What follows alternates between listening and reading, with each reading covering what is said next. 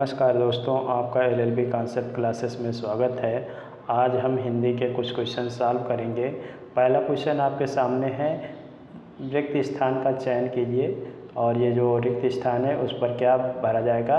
Sentence पढ़ते हैं। Dash ही बादल छाए मोर नाचने लगे। तो एक क्रिया के बाद जस्ट दूसरी क्रिया चालू हो गई, इसके लिए आप किसका प्रयोग करेंगे। पहला ऑप्शन है जैसे, दूसरा ऑप्शन है किस, तीसरा ऑप्शन है कब, चौथा ऑप्शन वैसे।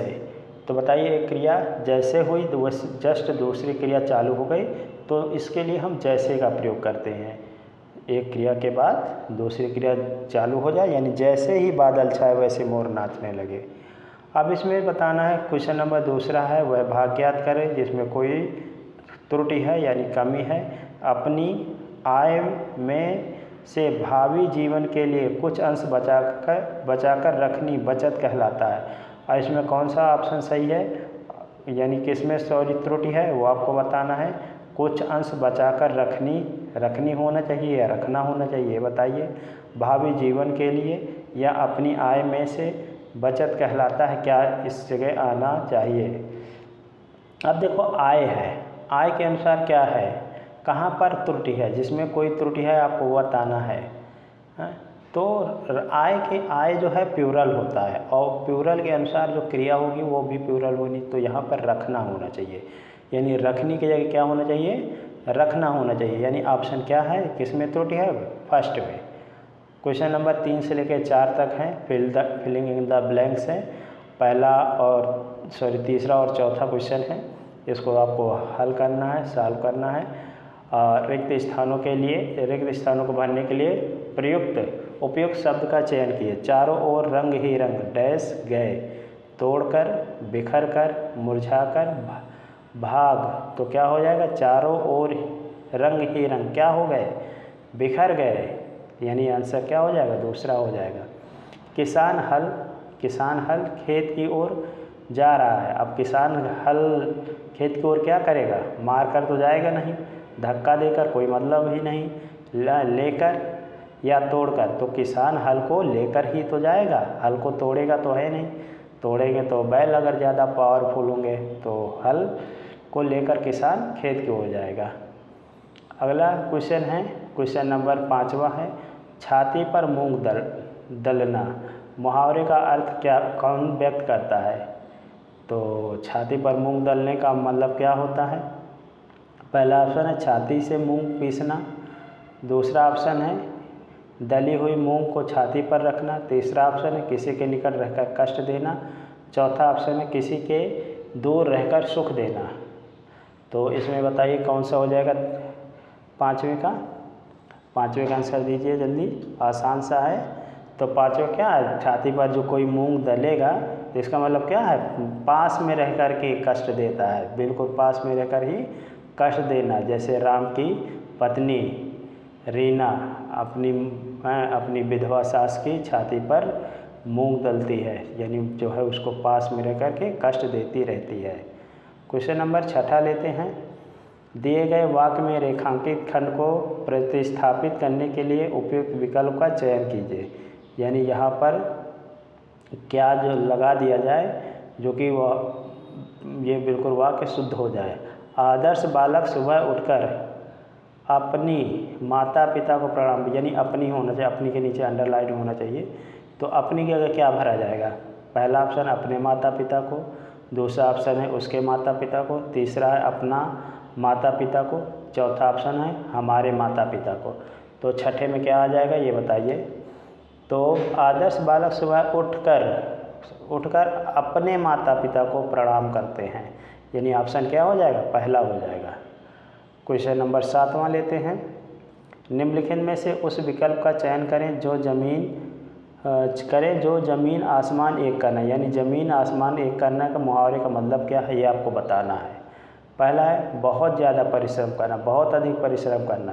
दूसरा ऑप्शन है ज़मीन को आसमान तक ले जाना, तीसरा ऑप्शन है कम परिश्रम करना, चौथा ऑप्शन है ज़मीन और आसमान को मिलाना। तो ज़मीन आसमान एक करने का मतलब क्या होता है, इसका आंसर दीजिए।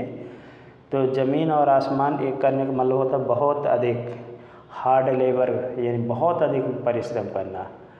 क्वेश्चन नंबर 9वां है, सही वर्तनी का चयन करना है। क्या करना है? सही वर्तनी का चयन करना है। तटस्थ किस तरीके लिखा जाएगा ये आप बताइए। तटस्थ किस तरह के लिखा जाएगा ये आप बताइए। तो तटस्थ इस तरीके लिखा जाता है, हैं?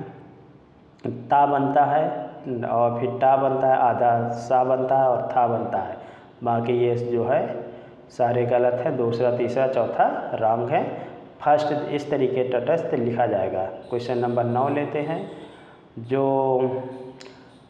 रेखांकित खंड को प्रतिस्थापित करने के लिए उपयुक्त शब्द का चयन कीजिए। तो रेखांकित शब्द हम रेखा का खींच देते हैं। आप सोच रहे हैं कहाँ रेखा खींची? ये लो रेखा खींच गई। रोटियाँ मोटियाँ, मोटी रोटियाँ, मोटे रोटियाँ, मोटा रोटियाँ। यहाँ पर क्या होगा? दादाजी कि यहाँ पर क्या भरा जाएगा रेखांकित में? बताइए। तो मोटी रोटियाँ क्या हो जाएगा? मोटी रोटियाँ नहीं खाते दादाजी। अगला क्वेश्चन नंबर 10 है।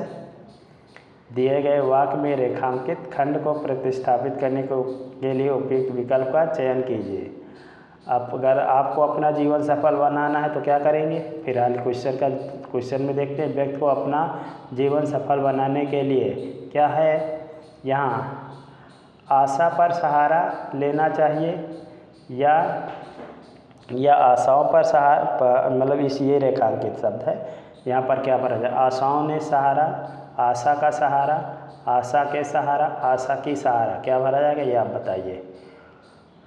हाँ, तो 10 का आंसर क्या हो जाएगा? 10 का आंसर हो जाएगा बी, यानी आशा का सहारा लेना चाहिए। यानी होप ही लाइफ को,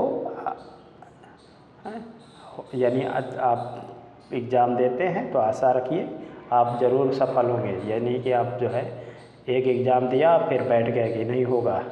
यानी जो है आपको हमेशा आशा के साथ काम करना चाहिए, वो वाली आशा नहीं यहाँ पर जो लिखा है। Question number 11। दिए गए शब्द का विलोम चुनिए। स्थूल का अपोजिट क्या होता है ये बताना। अस्थिर, अग्रज, स्थिर, सूक्ष्म। 11 का आंसर बताइए क्या होगा। स्थूल का अपोजिट क्या होता है? सूक्ष्म होता है। क्वेश्चन नंबर 12 लेते हैं। दिए गए वाक्यांशों के लिए एक शब्द आपको चयन करना जो कुछ ना जानता हो, जो कुछ नहीं जानता हो। अब बताइए। पहला ऑप्शन है मर्मज्ञ और दूसरा ऑप्शन है सर्वज्ञ, तीसरा ऑप्शन है अल्पज्ञ, चौथा ऑप्शन अज्ञ। तो मर्मज्ञ का मतलब होता है बहुत ज़्यादा विद्वान है, पूरा मर्म उसके दिमाग में भरा है। सर्वज्ञ मतलब सब कुछ जानता है, सब कुछ जानता है। अल्पज्ञ कम जानता है, अल्पज्ञ मतलब कम जानता है। लेकिन यहाँ कहता है जो कुछ ना जानता है, तो जो कुछ नहीं जानता वो अज्ञ है। यानी जो कुछ नहीं जानता उसे क्या कहते हैं? अज्ञ कहते हैं। क्वेश्चन नंबर 13 है। दिए गए शब्द का पर्यायवाची शब्द का चयन कीजिए। दिए गए शब्द का पर्यायवाची। अब गंगा का पर्यायवाची क्या है? यमुना तो होगा ही नहीं, पहले काट दीजिए। नदी के अंदर सभी नदियाँ आ जाती है। यमुना, गंगा, घाघरा, गोदावरी, कृष्णा, जितनी नदियाँ हैं सब नदी के अंदर आ जाती हैं। और टटनी और भागीरथी। और इसमें बताइए गंगा का पर्यायवाची क्या है? भागीरथी है। यानी ऑप्शन क्या हो जाएगा? फर्स्ट। आपको 14 नंबर क्वेश्चन में विलोम शब्द का चयन करना है। विलोम यानी जीवन का विलोम क्या होगा? ऑप्शन पवन माने तो हवा होता है। पयोधर माने बादल होता है। जीव तो ये समानार्थी शब्द है, तो अपोजिट शब्द क्या हो जाएगा? मृत्यु हो जाएगा। यानी जीवन का अपोजिट क्या होता है? मृत्यु।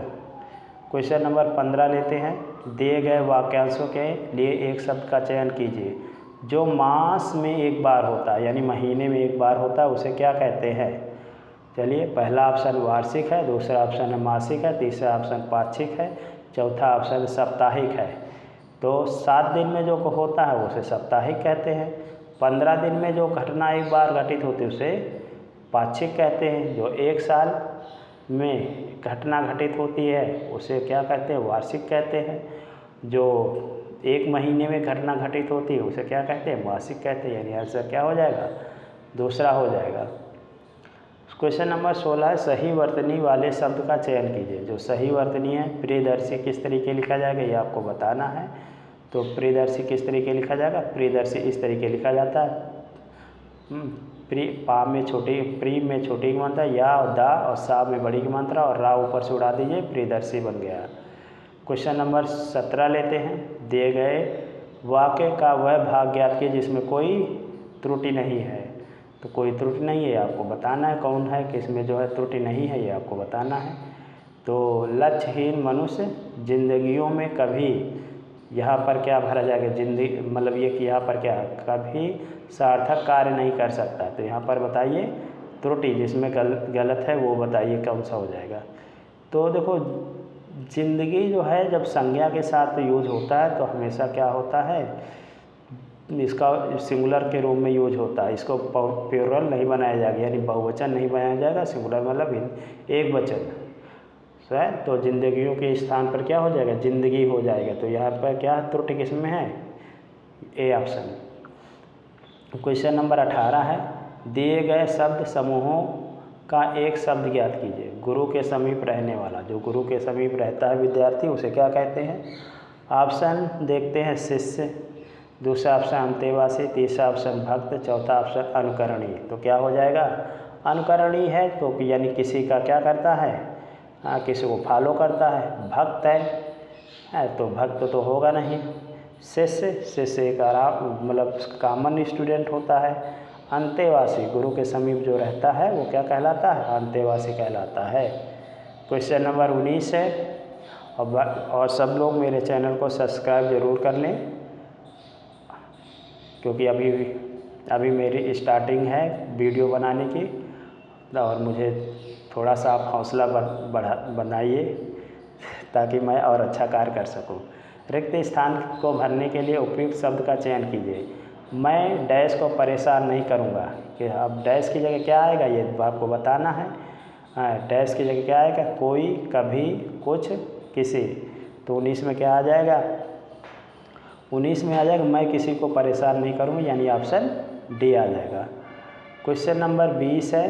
क्वेश्चन नंबर 20 क्या कहता है, नीचे प्रत्येक वर्ग में दिए गए विकल्पों में तत्सम शब्द का चयन कीजिए। बांझ तत्सम है कि पुष्प है, खीर है कि सूत है। इसमें तत्सम शब्द का आप चयन बताइए कौन सा जो है तत्सम शब्द हो जाएगा। तो तत्सम हो शब्द हो जाएगा पुष्प। धन्यवाद दोस्तों, नमस्कार, थैंक यू फॉर वॉचिंग।